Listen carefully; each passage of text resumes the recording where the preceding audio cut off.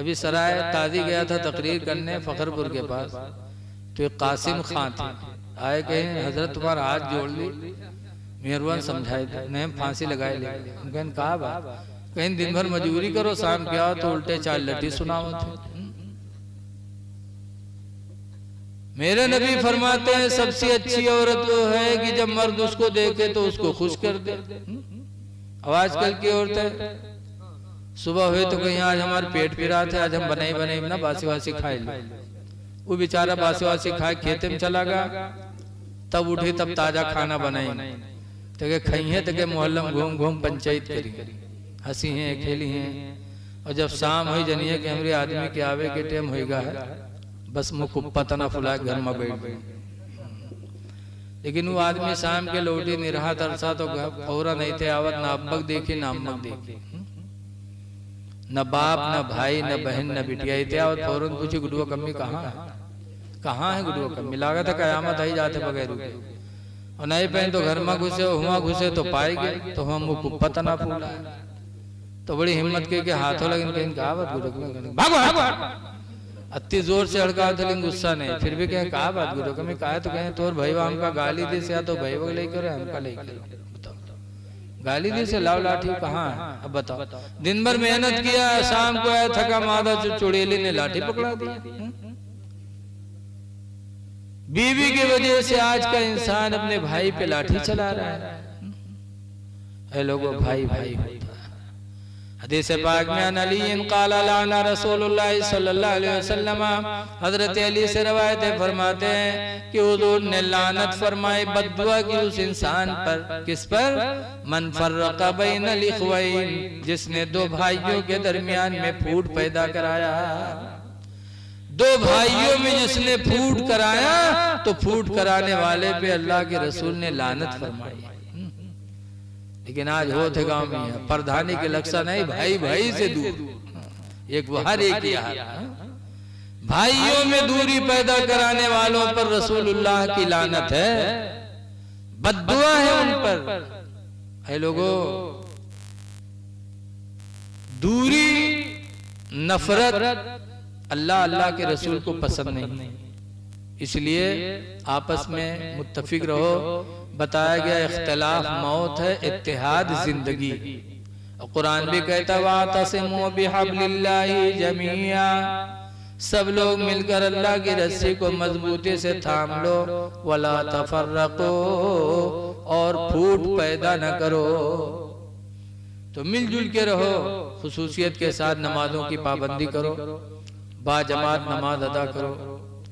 कितना अल्लाह मेहरबान है। हुजूर फरमाते हैं मन सल्ला सलातल इशाई बिल जमाअती, जिसने नमाज इशा जमात से पढ़ लिया हो गया सो गया, फकन्नमा क़ाम निस्फल लैल, तो गोया कि उसने आधी रात तक इबादत किया। वमन सल्ला सलातल फज्र बिल जमाअती, और जो सुबह उठकर फजर की नमाज जमात से पढ़ लिया, फकन्नमा क़ाम कुल्लल लैल, तो गोया कि उसने पूरी पूरी रात इबादत किया। लोगों, नमाजें पढ़ो और अपना ईमान अकीदा सलामत रखो। सबसे अहम चीज तो ईमान, वरना ईमान के कतरने वाले लुटेरे बहुत घूम रहे हैं। आजकल कुरान और हदीस को भी कतर कतर के सुनाते हैं। जैसे कि एक जगह तकरीर कर रहा था, कहा भाइयों नमाज पढ़ो, नमाज पढ़ दे, तो एक साहब खड़े हुए कहीं कहा मौलाना साहब नमाज नमाज बकत हो, कुरान में तो लिखा या अय्युहल्लज़ीना आमनू ला तक़रबुस सलाह, के ईमान वालों नमाज के करीब न जाओ। कुरान में तो है कि ईमान वालों नमाज के करीब न जाओ, तुम कहा तो नमाज पढ़ो नमाज पढ़ो। अब बर्बाद करना है तो आधी याद करा दिया किसी ने। हमने कहा भैया और आगे पढ़ो, तो कहते कहो मौलाना हाफिज तो रहो। हम कहें हाँ, तुमको गुमराह करने ही के लिए आधी बात आयत याद कराई। कुरान में ईमान वालों नमाज के करीब न जाओ कब, व अंतुम सुकारा, दरा हाले के तुम नशा में हो। अल्लाह फरमाता नशे की हालत में हो तो नमाज के किनारे न जाओ। नशेड़ी कई मेर होते, एक तो चुपचाप होते कि पीली ही न सोएगी, और ये वो है जो कहो रक्षा में हम उल्फों से परे हैं, कहूँ नाली में आने परे हैं, बक बक बक बक कर रहा था। नशा में हो तो नमाज के किनारे न जाओ, क्योंकि नशा में तुम अल्लाह जाने क्या बकोगे। लेकिन बर्बाद करने के लिए आधी आयत याद करा दी। ऐसे एक जगह तकरीर कर रहा था कि हाजी शफात कराएगा 400 लोगों की, अजान देने वाला जितने लोगों की शफात कराएगा जितने लोग उसके अजान की आवाज सुनेंगे। लेकिन आज अजान लोग न दें, अजान का बड़ा दर्जा है। हदीस में मन अज़ाना, जिसने अजान पढ़ी फकुतिबा लहू बराअतुम मिनन नार, तो उसके लिए जहन्नम से निजात का परवाना लिख दिया जाता है। अजान पढ़ा करो मस्जिदों में। लेकिन आज जब तक जवानी रहे तो कौन मुर्गी चुराई है, कौन लकड़ी चुराई, और जब बुढ़ा जाए कोई काम लायक नहीं तब नमाज सुधरी। ऐसे नमाजी इमाम पर मुसीबत बना पछला रहे पहुंच जाइए। मौलवी ओ मौलवी बहुत चर्बी आएगा का भगाने वाला है। अरे तुम बुढ़ापा की वजह से नहीं नींद आ रही है तो पहुंच गए हो तो अल्लाह अल्लाह करो बैठ करके। अगर अजान का वक्त आया तो अजान वजू बना के अजान दे दो, अल्लाह का शुक्र अदा करो कि खुदा के घर में आज हाजिरी मेरी पहली नसीब हो गई। एक अजान देने वाला कयामत के दिन इतने लोगों की शफाअत कराएगा जितने लोग उसकी अजान की आवाज सुनेंगे। तो रसूल क्यों नहीं शफाअत कराएंगे? तो एक वहाबी टाइप के आदमी खड़ा होगा कि कहा मौलाना साहब कुरान में तो लिखा है मंजल जी इसको, हम कहा मंजल जी इसको कहा मतलब कहीं कोई कोई शफाअत न करे। हम कहा आगे और पढ़ो, कहीं आगे हाफिज थोरो हम कहा हाँ तुमको गुमराह करने के लिए आधी बात रटाई गई है, पूरी बात पढ़ो। अल्लाह फरमाता मंजल्लज़ी यशफ़उ इंदहु, कौन है जो खुदा के नजदीक किसी की शफाअत करे, इल्ला बिइज़्निही, मगर खुदा की इजाजत से। अल्लाह जिसको इजाजत देगा वो शफाअत कराएगा, बगैर अल्लाह की इजाजत के कोई बोल भी नहीं सकता। तो अल्लाह जिसको अच्छा समझेगा उसी को तो इजाजत देगा। लेकिन आधी आयत याद करा करा के लोगों को इस वक्त बहकाया जा रहा है। ईमान बचाना बहुत जरूरी है। अरे दुनिया के सामान काटे लागे तो सामान की हकीकत चली जाए, वो तो ईमान है। मौलाना अब्दुल मुस्तफा आज़मी अली रहमा लिखते हैं कि एक नवाब साहब थे, ससुराल से दावत आई, पैजामा रहा गड़बड़ तो गए नवा कपड़ा ले आए कि लाओ पैजामा बनवाए। तो कपड़ा लेके आए, गए दर्जी के पास, तो दर्जी बड़ा ईमानदार रहा, जितना कपड़ा रहा सबके पैजामा बनाए दिए। आजकल दर्जी चोर थोड़ो रहा है। आजकल दर्जिन घरे चले जाओ, बात दर्जिन के तो रजैया बिछौना एक कपड़ा ना पाई, दुनिया में जितने रंग हुई है सब गिन लो। लेकिन वो दर्जी बड़ा ईमानदार है, जितना कपड़ा रहा सबके पैजामा बनाए दिए। अब नवाब साहब लेके आया और खुशी का ठिकाना नहीं, जल्दी नहाए, नहाए के बाद पैजामा पहने तो पंजा वंजा सब गायब।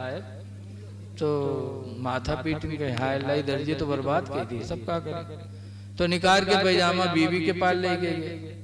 बीवी 65 साल की खुर्राइट बुढ़िया।